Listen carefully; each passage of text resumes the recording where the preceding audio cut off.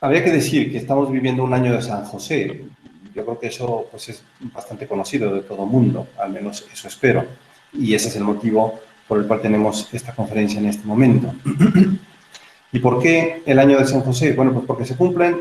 perdón, ya me estoy adelantando. Voy a poner un esquema general de lo que vamos a ver hoy en la noche. ¿Por qué vivimos el año de San José?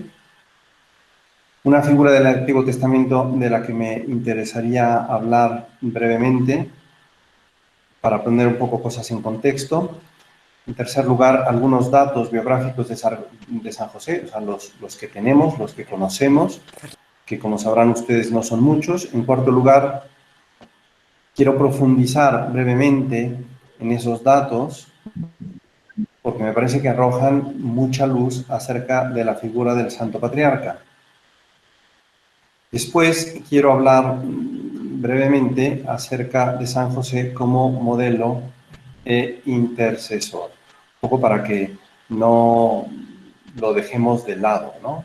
Ya mucha gente lo ha dejado de lado en muchas ocasiones y pues ya hablaré de cómo Santa Teresa, una grande santa doctora de la Iglesia, lo recomienda mucho.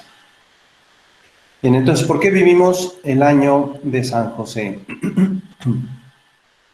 El Beato Pío IX, hace ya efectivamente 150 años, y por eso la gente me preguntaba, padre, ¿por qué San José a los 150 años? Bueno, pues porque tuvo la feliz idea en un decreto llamado Quemamodum Deus del 8 de diciembre de 1870, proclamarlo patrono universal de la Iglesia. Si hacen cuentas, los 150 años se cumplieron el 8 de diciembre pasado. Y con ese motivo, el Papa Francisco escribió una carta precisamente hablando del Santo Patriarca. La carta se llama Patris Corde, con corazón de padre. Esa la pueden encontrar en el internet con muchísima facilidad. Sale con fecha del año pasado para conmemorar esos 150 años. De manera que el Papa convoca un año acerca de la figura de San José, que terminará el 8 de diciembre de este año. Bien, yo voy a ir con cierta agilidad ante algunos puntos, porque también pues, me interesa saber si hay algunas preguntas que me dijeron que dejara tiempo para el final. Bien, junto con la carta del Papa se publicó un decreto de la penitenciaría apostólica.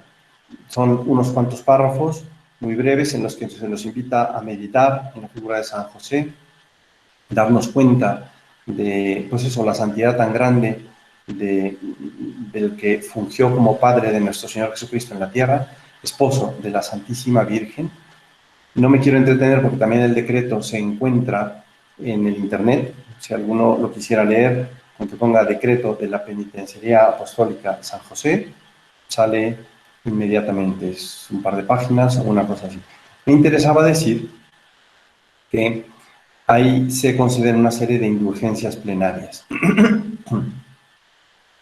El decreto primero habla, insisto, de la figura de San José y después habla de distintos modos para lograr indulgencias plenarias durante este año.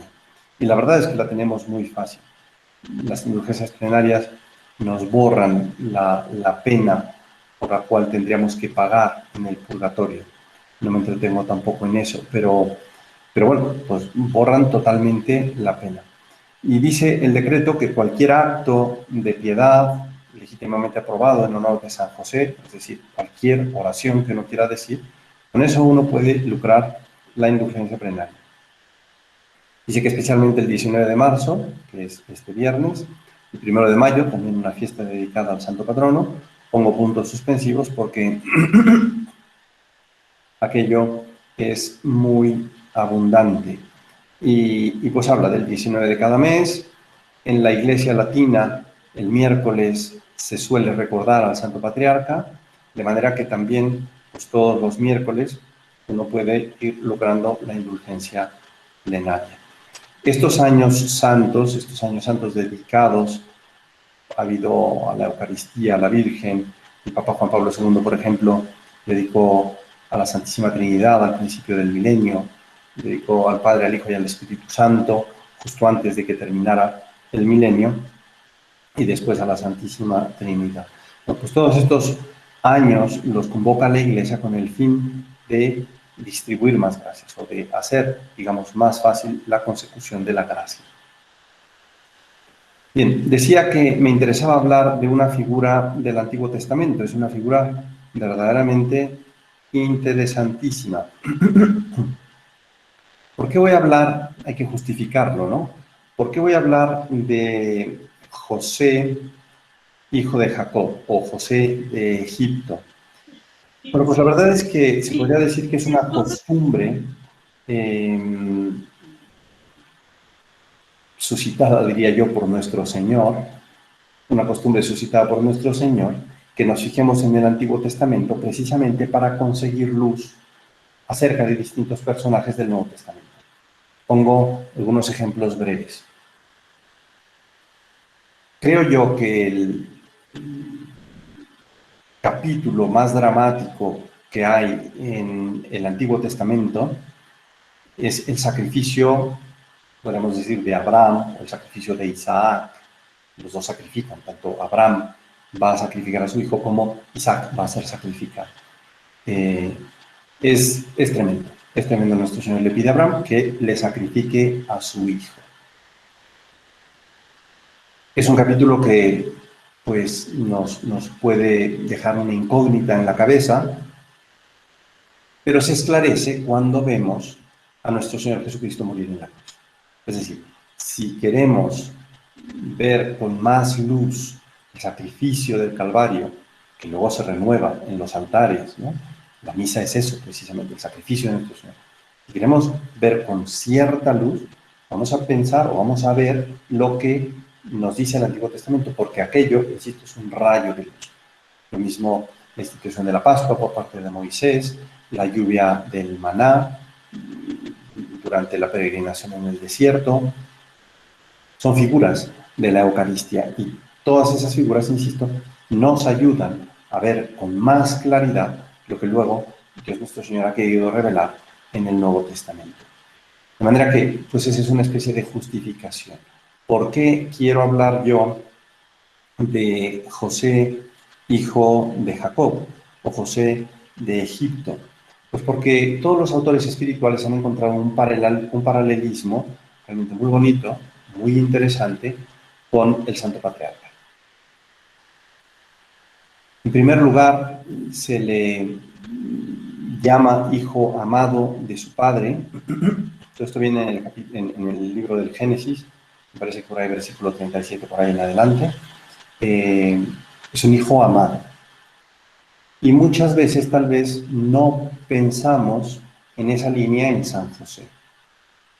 Lo que pasa es que hay que decir que San José es un hijo muy predilecto del Padre, del Hijo y del Espíritu Santo, de Dios nuestro Señor. El cariño que ha tenido Dios nuestro Señor por San José, esto lo iba a decir después, pero en este momento como que no me aguanto, es un cariño especialísimo, especialísimo.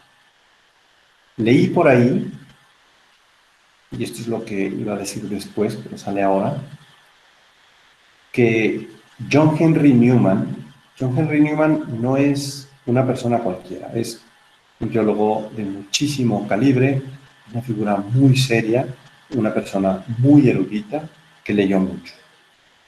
Se convirtió del anglicanismo al catolicismo. Inicia el movimiento de Oxford, una figura central en el catolicismo de Inglaterra, por ejemplo. Bien, lo que pasa es que, desafortunadamente, cuando leí este texto, no encontré la cita, es decir, puede ser que John Henry Newman tenga la cita o de personas concretas a las que se refiere, pero desafortunadamente cuando lo leí y dónde lo leí, el autor que lo decía no citaba la fuente de John Henry Newman. El punto es que John Henry Newman viene a decir que varios padres de la Iglesia, y esa no es una afirmación gratuita, eran de la idea de que el santo patriarca habría sido santificado en el seno materno, como San Juan Bautista. Y dice el cardenal Newman, si a San Juan, que se le confió la tarea de ser el precursor de nuestro Señor, se le concedió ser santificado en el seno materno, cuánto y más San José, con la tarea que tuvo. A mí me hace mucho sentido, no digo que sea doctrina de la Iglesia, a propósito de la figura de San José, como toda la teología, pues irá evolucionando todo lo que iremos conociendo acerca de San José con el tiempo. Es decir, nada en la teología se ha detenido. La teología sigue evolucionando. Yo creo que este año, por ejemplo, va a ayudar mucho a centrar muchos estudios en San José. Insisto, no lo ha dicho la Iglesia, pero a mí me hace mucho sentido. Si alguien no quiere aceptar la afirmación, pues que se pelee con John Henry Newman. Yo en parte la suscribo, en parte no la suscribo. Me gusta mucho. De manera que hasta ahí va, podríamos decir, la afirmación de que José del Nuevo Testamento es hijo amadísimo de Dios Padre. José de Egipto se le conoce también como el soñador. En alguna ocasión soñó con unas gavillas que se inclinaban ante una gavilla y les dijo a sus hermanos que eran todos ellos que se iban a inclinar ante él. Él era el más pequeño. Y bueno, pues por aquello le tomaron mucha rabia los hermanos. Realmente pues no lo querían. Y en algún momento, cuando su papá lo mandó a buscar a sus hermanos, los hermanos que pues, querían vengarse de él, que no lo querían en absoluto, decidieron matar. Rubén, uno de los hermanos, intercedió, pidió que no lo mataran y lo dejaron en un pozo, lo depositaron por ahí en un pozo. Pasaba una caravana de mercaderes ismaelitas que iba hacia Egipto. Y entonces otro de los hermanos dijo, ¿y por qué no lo vendemos? Así no nos manchamos de sangre de nuestro hermano las manos. Le decimos al papá que pues lo devoró una bestia, le quitaron las vestiduras, las rasgaron todas, las mancharon con sangre y esa fue la historia que le dieron al papá. José es comprado, si no me equivoco, por el jefe del ejército de Egipto, y la mujer del jefe del ejército pues empieza a tentar a José. Empieza a seducirlo. José conserva la pureza de un modo verdaderamente imponente y la esposa de Putifar, se llama este hombre, lo condena a la cárcel. Bien, pues en la cárcel resulta que hay unas personas que pues, tienen unos sueños y les dice, José, pues si quieren cuéntenmelos, yo se los puedo interpretar. Entonces, pues bueno, a contarle un copero que servía vino en la sala del faraón, y le dice, pues mira, mi sueño es que exprimía yo unas uvas en una copa. Ah, pues quiere decir que en 3 días vas a salir libre. Digo, pero acuérdate, intercedes por mí, porque estés allá afuera. Luego el panadero le contó su sueño, dijo, uy, con la mala suerte, viejo, de que a ti te van a matar. Efectivamente, lo matan. El copero se olvida de José. Con el tiempo, al faraón le aflige un sueño. Algunos habrán oído la expresión las vacas gordas y las vacas flacas. Bueno, pues viene de ahí precisamente, tiene su origen en la Biblia. Sueña el faraón con 7 años de 7 vacas flacas y 7 vacas gordas. Le inquieta mucho aquel sueño. El copero le dice, ah, mira, fíjate que hay un cuate en la cárcel que te lo puede interpretar. Entonces ya sacan a José y efectivamente pues le dice que vienen 7 años de bonanza y 7 años de sequía. De manera que o se organiza o se va a morir todo el mundo. Y con aquello lo nombra jefe de toda su casa. Intendente es señor de Egipto, aquel José. Bien, bueno, pues decía, todo esto nos habla de José de Egipto. hijo de Jacob. Todo esto, de alguna manera, arroja luz acerca de la figura de nuestro Padre y Señor San José. Me detendré un poco más adelante acerca de los sueños. Sabemos que nuestro Señor le habló en sueños a través de ángeles. La resistencia a la tentación de la mujer de Potifar pues nos habla de la pureza de aquel, y San José pues tiene una pureza verdaderamente encomiable, porque se entrega totalmente a la Santísima Virgen de modo virginal, de modo casto. Y el hecho de que lo hubieran puesto al frente de todo el país de Egipto me parece que adquiere su luz hace 150 años precisamente, cuando el Papa decide nombrarlo patrono de la Iglesia universal. Es interesante lo que sucedió con José de Egipto siglos antes de la venida de nuestro Señor, y ese ser jefe de toda la casa del faraón me parece que de alguna manera tiene su paralelo hasta que el Papa lo nombra patrono de la Iglesia Universal. De manera que no les extrañe que pues haya una evolución en la teología josefina. Bien, ¿cuáles son los datos biográficos acerca de San José? Son realmente muy pocos. Me caben en esta página.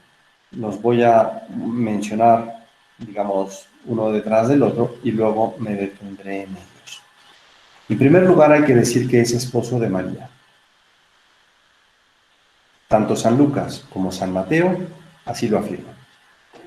Cuando el ángel se le aparece a la Santísima Virgen para anunciarle que será madre de nuestro Señor Jesucristo, dice de pasada San Lucas que era esposa de José. Punto. En San Mateo también se dice que habiendo estado desposado con María, descubrió que estaba encinta, estaba embarazada. Y entonces vienen las tentativas de dejarla sola. Antes de llegar a las tentativas de dejarla sola, antes de llegar al descubrimiento de que María está embarazada, porque eso nos lo dice San Mateo de corrido, antes de eso, pensaba yo, vamos a detenernos en que es esposo de María, antes de descubrir que está encinta, porque detenerse ahí arroja mucha luz acerca del Santo Patriarca. La descubre embarazada, prácticamente es inmediata una cosa después de la otra, pero hay que abrir un paréntesis, insisto. Viene la revelación en el sueño, en ese momento la recibe en su casa, todo eso es de un texto de San Mateo, en que todo se dice más o menos a renglón seguido. Luego lo vemos cuando viaja a Belén con la Santísima Virgen para el nacimiento de nuestro Señor, por el censo ordenado por el César. Después, se acordarán, llegan los magos de Oriente, aquellos señores importantes, y después de aquella visita, en un sueño se le avisa que el niño peligra, de manera que abandona Belén y se va a Egipto. En Egipto pasa un tiempo, después, también de modo muy breve, dice San Mateo, que regresaban de Egipto, dice, a Judea, pero avisado en sueños, se fue a Nazaret. Se dice fácil, pero viajar en burro, pues no es tan sencillo. Ya no me acuerdo de la distancia entre Judea y Egipto, pero son más de 600 kilómetros. Viaje de 600 kilómetros en burro, pues imagínenselo ustedes, ¿no? Bien, y por último, se le encuentra en el episodio del niño perdido y hallado en el templo. Bien, bueno, pues profundizando en estos datos. José, esposo de María. Cuando se dice que es esposo, nos comemos el noviazgo. Nos comemos el noviazgo, nada más y nada menos. Cosa que, pues, hay que tenerla en cuenta.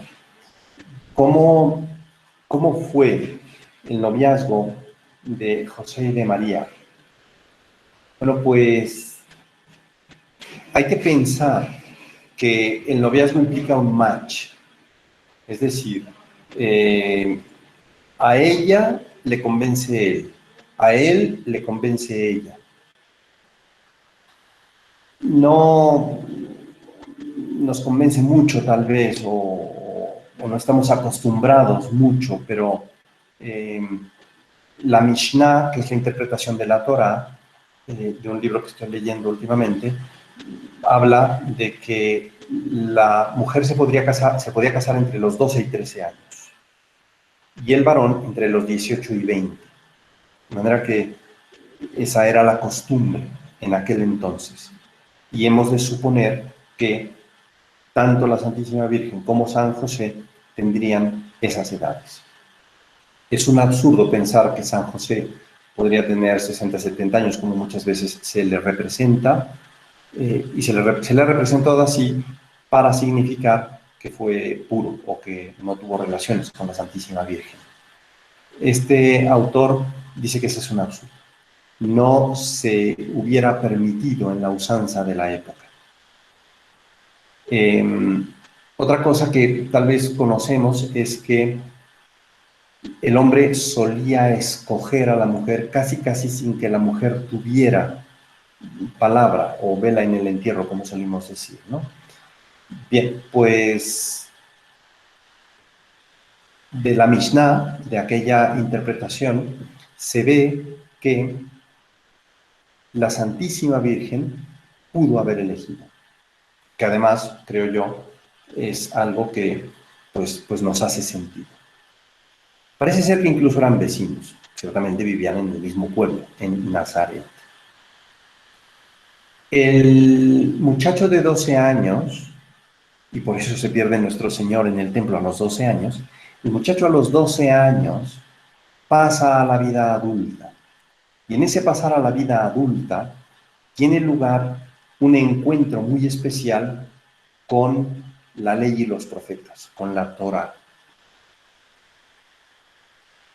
José, antes que comprometerse con la Santísima Virgen, se comprometió con la ley de Dios a los 12 años. Para los 18 años, José ha vivido de la palabra de Dios, se ha procurado alimentar de la palabra de Dios. Cuando conoce a la Santísima Virgen, se da cuenta de que si alguien lo puede alimentar todavía más acerca de la palabra de Dios, es ella. Porque la Santísima Virgen tiene una familiaridad tremenda con la palabra de Dios. Santo Tomás de Aquino, entiendo que se aprendió la Biblia de memoria. Santo Tomás de Aquino decía que toda la santidad de todos los santos juntos, de todos los tiempos, no llega ni llegará a la santidad de la Santísima Virgen. De manera que la Santísima Virgen, esto nunca lo pensamos tal vez, tiene una inteligencia profundísima.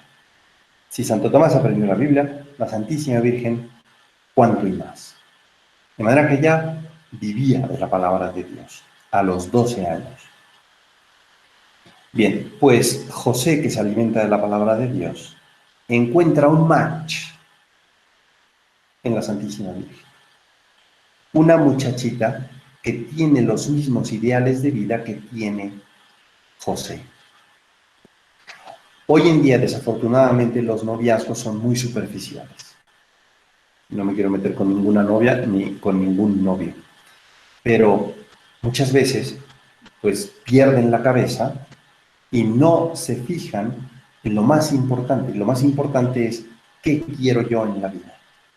De manera que yo entiendo que la Santísima Virgen y San José tuvieron ese match por una serie de ideales de vida, limpieza de vida, entrega a Dios, entrega a la voluntad de Dios, querer cumplir el plan de Dios para ellos mismos.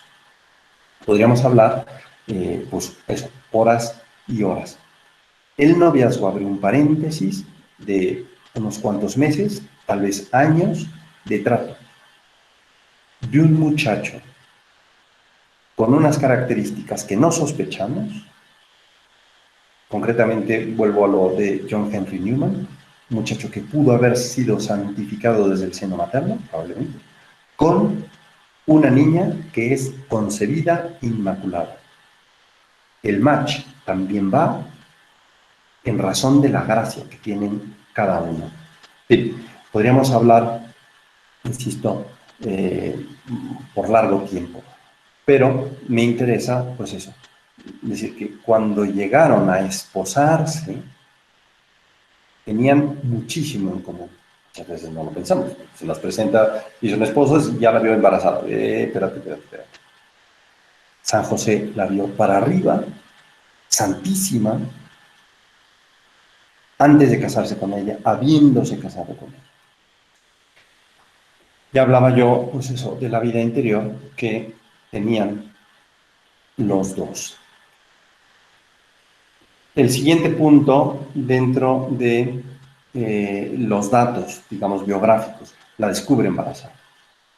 Ahora sí, en este contexto vamos a ver qué pasa. Muchos autores espirituales han dicho, sin menosprecio de la Virgen, que, bueno, pues como que no le gustó la situación a San José, que pues tal vez sospechó alguna cosa de la Virgen. Yo creo que esa hipótesis hay que descartarla, totalmente, porque siempre la vio para arriba, siempre la vio santísima. De manera que yo creo que no se planteó que la Santísima Virgen hubiera hecho nada malo. María es purísima, eso lo sabe José, y lo sabe de tiempo. Lo que les guste, 6 meses, 8 meses, 10 meses, 1 año, 2 años.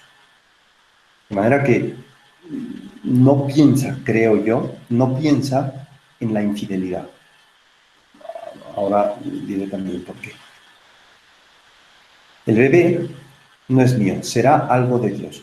Yo creo que al menos hemos de barajar la opción de pensar que San José, viendo a la Santísima Virgen, lo santa que era, dijo, vamos a ver, el bebé no es mío. Ella está muy cerca de Dios. ¿Pudo haber pasado algo entre ella y Dios? Perfectamente, perfectamente. El judío estaba muy acostumbrado a la omnipotencia de Dios. Y más si era un judío que leía las Escrituras, como es el caso de José y de María. José y María, bueno, vamos a ver, María pues había visto a su prima embarazada ya muy mayor. Pero tenían noticia, todos los judíos más o menos cultos, más o menos practicantes, tenían noticia de cómo varias señoras estériles en el pasado habían dado a luz. El mismo Isaac, del que hablamos al principio, el mismo Isaac fue concebido cuando Sara ya no podía tener hijos, pero ni de lejos, y es concebido. De manera que el judío, Dios puede, vive con esa conciencia. Dios puede. Hay una serie de cosas, esto es un poco del ámbito de la vida espiritual, hay una serie de cosas que tienen lugar entre Dios y el alma. Y el alma siempre cuida con muchísimo pudor de no hablar de aquello, porque es algo muy especial, entre Dios y la persona. Yo soy un sacerdote del Opus Dei, el fundador del Opus Dei nunca quiso dejar por escrito lo que pasó el día que nuestro Señor le pidió que fundara el Opus Dei. Lo tenía por escrito y luego lo quemó. ¿Por qué? Porque era una cosa muy íntima entre Dios y él. Hay que meter aquí otro dato, y es que Isaías tenía una profecía, que decía que la Virgen habría de concebir y dar a luz un hijo. Yo creo que hay que darle el beneficio de la duda a San José para que pensara, era ella, la Virgen de la que habla Isaías, bien lo pudo haber pensado. Bien, con los pensamientos de dejarla, hay que pensar que San José, insisto, no duda de ella, pero como sabe que es algo entre ella y Dios, al menos es la explicación que yo me doy, que es algo entre ella y Dios, él dice, muy bien, yo me tengo que hacer a un lado. Esto es algo que a mí no me corresponde. La voy a dejar. Si la dejaba, ella habría quedado embarazada, abandonada. De manera que todo el mundo le echaría la culpa a San José. Él estaba dispuesto a echar a rodar su propia reputación precisamente para no tocar algo tan santo, algo que correspondía a la Virgen y a Dios. Bien, insisto, yo podría hablar de esto horas y horas, tengo el tiempo más o menos contado. Son algunas ideas pues, para sus consideraciones, para que cada uno pues eso, profundice no solo en el conocimiento, sino también en la oración, porque tiene muchísimo este gran santo. Bien, pues estaba con estas dudas cuando recibe una revelación durante el sueño. Imagínense ustedes la situación. José y María se casan. El casamiento en aquel entonces tenía dos partes. Era el entregar la mano, y cuando se entregaba la mano ya quedaban casados, comprometidos casados, y la conducción de la novia a la casa del novio, la segunda parte. Después de la primera parte podían tener relaciones y podían tener hijos. Muchas veces no los tenían y se esperaban a la conducción, a que empezaran a vivir juntos. La Santísima Virgen queda embarazada después de la primera parte del matrimonio, de manera que ella es oficialmente esposa de San José. Imagínense ustedes la escena. María y José hablan de su matrimonio antes de casarse. La Santísima Virgen le hablaría de su deseo de ser virgen. San José entendería perfectamente porque él está en la misma sintonía. Pues muy bien, nos entregamos el uno al otro en perfecta castidad. ¿Tú crees que eso es lo que Dios quiere de ti? Muy bien, yo creo que eso es lo que Dios quiere de mí. Perfecto, así le vamos a hacer. Dios irrumpe en la vida de esta pareja dándoles un bebé. Lo que pasa es que ese dándoles un bebé, obviamente, es de modo desigual. Se lo da a José y se lo da a María. Lo que pasa es que el hecho de dárselo a María implica esconderse dentro de su cuerpo. Y por eso la Santísima Virgen tiene una dignidad más alta. Por eso ella recibe muchas más gracias. Por eso ella es incomparablemente, pues eso, más santa que todos los santos y que José. Se podría decir que a lo mejor iniciaron, si se pudiera decir así, al mismo nivel de santidad, y cuando ella se convierte en la Madre de Dios, pues aquello va a un nivel estratosférico, ¿no? Bueno, pues están casados, el ideal de su vida es vivir juntos, entregarse a Dios, hacer la voluntad de Dios, y de repente irrumpe el bebé para los dos, no solo para la Virgen, para los dos. De manera que la revelación que recibe en el sueño es decirle, oye, tú estás enteramente involucrado en la misión del Hijo de Dios en la tierra. Cuando San José recibe aquella revelación, dice, bueno, pues muy bien, o sea, este niño tiene que tener papá y mamá. Se podría decir que Dios nuestro Señor no lo pudo haber hecho de otro modo. Tenía que esperarse a que se casaran, y una vez casados, le da el bebé, pues primero a la Virgen, lo pudo haber revelado a los dos al mismo tiempo, se lo da a la Virgen. Lo que pasa es que de este modo queda claro que solo es de la Virgen. Las dudas de San José nos hablan del origen divino de ese hijo, ¿no? Entonces, por eso precisamente Dios esperó, podríamos decir, pues viene la revelación a la Virgen, luego viene la revelación a José, pero dentro del matrimonio. San Mateo dice, esto sucedió, hablando de San José y del sueño de San José, dice, esto sucedió para que se cumpliera la profecía de Isaías, la que mencioné hace un momento. ¿Cuál profecía? Que la Virgen concebiría y daría a luz un hijo.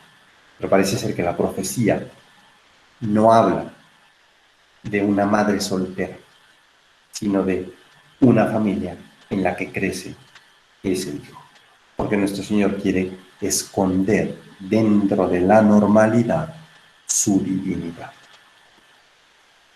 Bien, de manera que Dios es Dios Hijo, nuestro Señor Jesucristo, hecho hombre, es hijo de los dos. El nombre padre adoptivo, padre putativo, se queda corto. Se queda corto. Yo creo que en ese sentido tenemos que buscar otro nombre, porque la paternidad de José es pues eso, muy plena, muy completa, sin ser el padre biológico del niño, claramente, ¿no? Bien, otro punto, la recibe en su casa. Insisto, todo esto lo va diciendo San Mateo como disparando datos con la ametralladora, ¿no? Pum, pum, pum, pum, pum, pum, pum, y la recibió en su casa. Recibirla en su casa, tiene mucha profundidad. Por un lado, ya hablaba yo de la segunda parte del matrimonio, ¿no? Nuestro Señor habla de la parábola de las vírgenes, ¿no? Están esperando, viene el novio. Bueno, pues ese recibirla en su casa es la segunda parte del matrimonio. En cuanto José descubre que aquello es de Dios y también es para él, y que él es responsable de la vida del Hijo de Dios en la tierra, entonces va y habla con la Virgen. No podemos imaginarnos ese momento, ¿eh? Cuando San José descubre aquello en el sueño, se descubre el ángel. O sea, ¿con qué cara se le presentó a la Santísima Virgen? María, ya sé todo. Te voy a contar, José. Es su secreto. Y entonces planean las nupcias, planean la boda, la conducción de la novia a casa del novia esposa, porque ya es esposa, ¿no? Bueno, esa conducción tiene un paralelo muy interesante con el transporte del Arca de la Alianza al templo. El Arca de la Alianza pues peregrinó por todos lados. No me quiero entretener mucho. El día en que el rey David dice, bueno, vamos a ver, hay que darle un lugar digno al Arca de la Alianza, prepara una super ceremonia. Van sacrificando bueyes, me parece que cada metro, otro sacrificio, otro sacrificio, otro sacrificio. Fue una cosa inmensa, inmensa. Bueno, pues aquello no se compara con el hecho de que la nueva Arca de la Alianza, la Santísima Virgen, el Arca de la Alianza guardaba dentro de ella el poder de Dios. La Santísima Virgen guarda el poder mismo de Dios, a Dios mismo, al omnipotente, ¿no?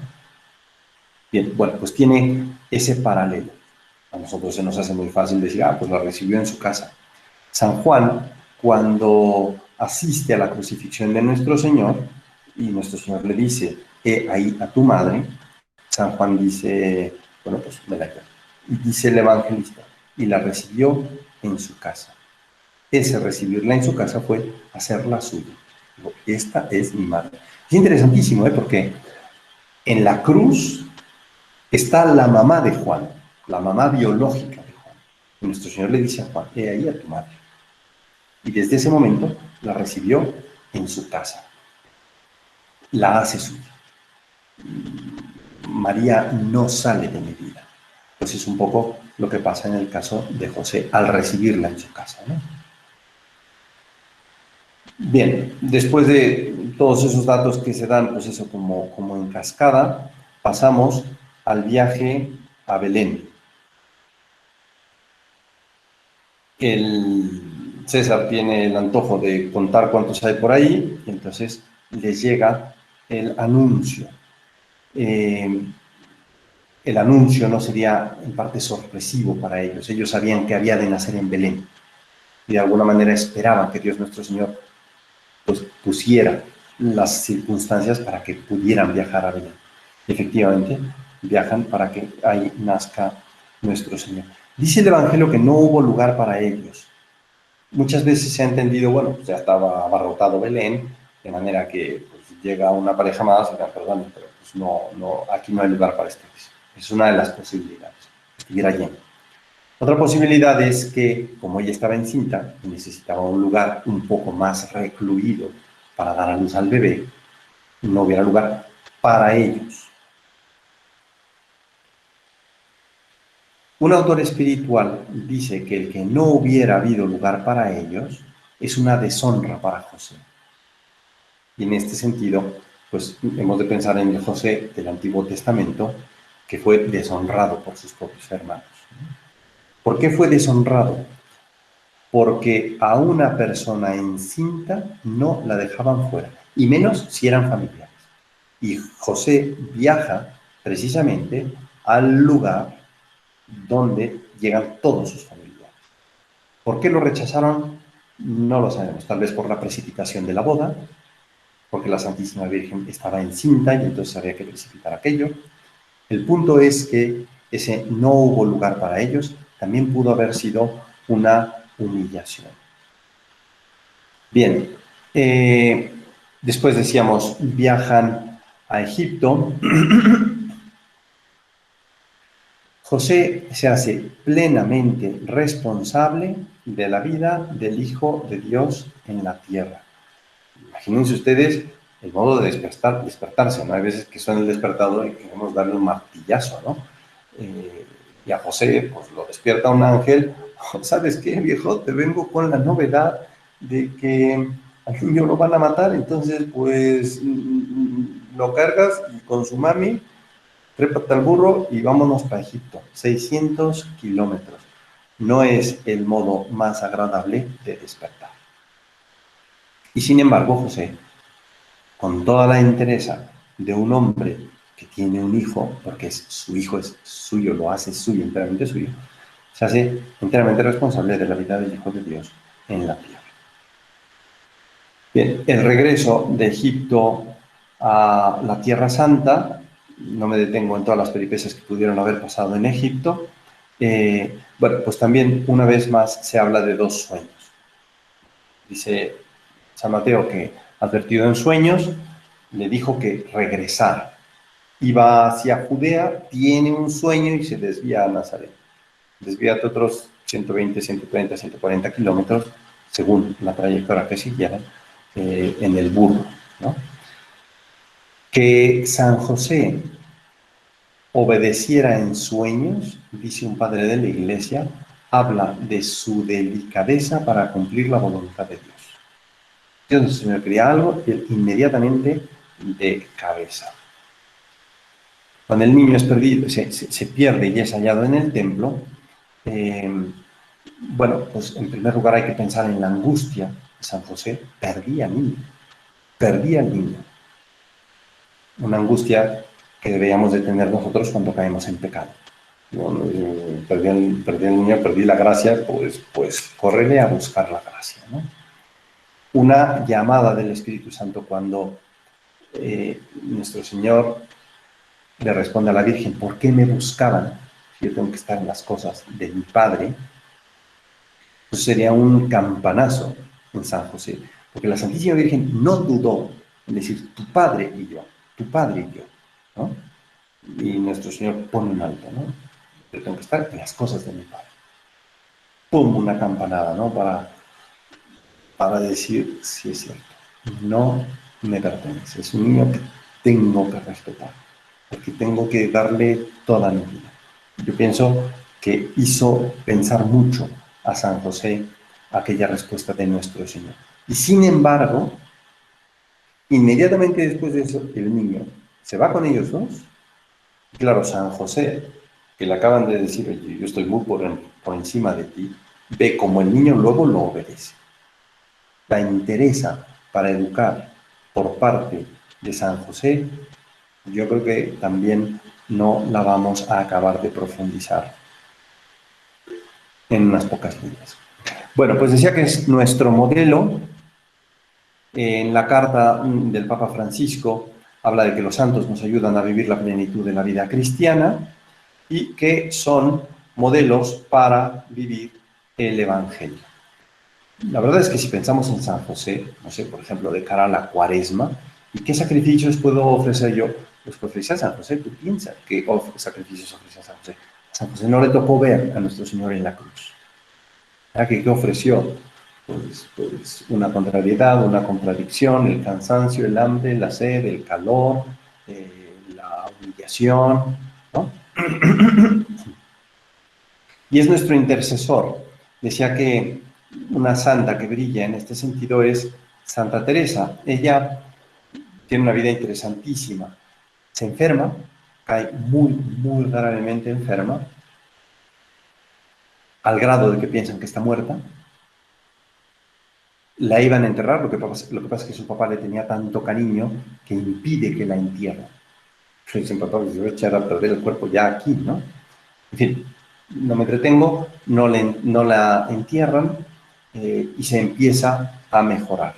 Y ella dice que en algún momento le pidió ayuda a San José. Y a partir de entonces empezó a mejorar. El primer convento que fundó ya de las Carmelitas Descalzas es precisamente el de San José. Pongo unas frases que me interesa mencionar acerca de la santa. A otros, parece les dio el Señor gracia para socorrer en una necesidad. A este glorioso santo tengo experiencia que socorre en todas. Es decir, no hay punto que se le atore, no hay favor que uno le pida que diga, no, pues es que espérate, pero esto no me corresponde. Querría yo persuadir a todos, fuesen muy devotos de este glorioso santo, por la experiencia que tengo de los bienes que alcanza de Dios. No he conocido persona que de veras le sea devota y haga particulares servicios, que no la vea más aprovechada en la virtud, porque aprovecha en gran manera las almas que a él se encomiendan. Solo pido por amor de Dios que lo pruebe quien no me creyere, y verá por experiencia el gran bien que es encomendarse a este glorioso patriarca y tenerle devoción. No me acuerdo hasta ahora haberle suplicado cosa que la haya dejado de hacer. Es cosa que espanta las grandes mercedes que me ha hecho Dios por medio de este bienaventurado santo, de los peligros que me ha librado, así de cuerpo como de alma. Y realmente es así, ¿eh? Realmente es así. Leía un favor del 1906 o 7, ahora ya no me acuerdo, ¿no? 1906 o 7, o sea, hace 114 años. Un señor perdido en un pueblo está a punto de morirse. Ha vivido de la religión católica toda su vida, vive a un día de distancia del pueblo, le dice a su familia que lo único que lo va a consolar es recibir la unción de los enfermos. La familia está junto a él, dice, pero bueno, pues si vamos, lo dejamos. Obviamente no se lo podían llevar hasta el pueblo, un día de camino. Si vamos, lo que vamos, llegamos, convencemos al padre, viene el padre, pues van a pasar 2 o 3 días, no aguanta 2 o 3 días. Va a morir. Va a morir, no podemos conseguir que llegue el sacerdote para que lo unja. Están en eso cuando oyen que tocan a la puerta, ¿no? Abren y para su sorpresa es el sacerdote del pueblo. ¿Qué hace usted aquí? Bueno, pues que ustedes mandaron a alguien que me avisara. ¿Que mandamos qué? Sí, pues en el pueblo me avisó un señor que viniera, porque aquí, fulanito, no me acuerdo cómo se llamaba, necesitaba la unción de los enfermos. Entonces, pues bueno, y si ni tardo ni perezoso, voy para allá, ¿no? Y se lanza a la unción de los enfermos. Quedan pensando, bueno, ¿quién sería? ¿Quién sería? ¿Quién sería? Padre, pero ¿quién fue? Pues un señor que llevaba una túnica pues, verde y amarillo, un señor de barba. Punto. Luego pensaron, habrá sido San José. Tal vez a la gente le puede parecer un poco desproporcionado un favor así. Lo que pasa es que hay un paralelo muy interesante de algo que le sucedió precisamente al fundador del Opus Dei. No teniendo dinero para conseguir poner todas las cosas que necesitaba en una capilla, hizo una lista, se esforzó, pidió donativos y le faltaban algunos instrumentos. De manera que hizo una lista de todo lo que le faltaba y decidió encomendársela a San José. Dijo, vamos a ver, tú te encargas. Ya no me acuerdo ahora con precisión, pudo haber sido al día siguiente, 2 días después, una cosa verdaderamente relámpago. Estaba él en la casa y el portero llega con una caja. Dice, padre, ¿qué esto es para usted? ¿Cómo que esto es para mí? ¿Qué es? No, pues no sé, lo trajeron. Entonces abre la caja y todo lo que él había puesto en la lista aparecía en esa caja. Y preguntó al fundador de la posee, oye, perdón, pero ¿y quién trajo esto?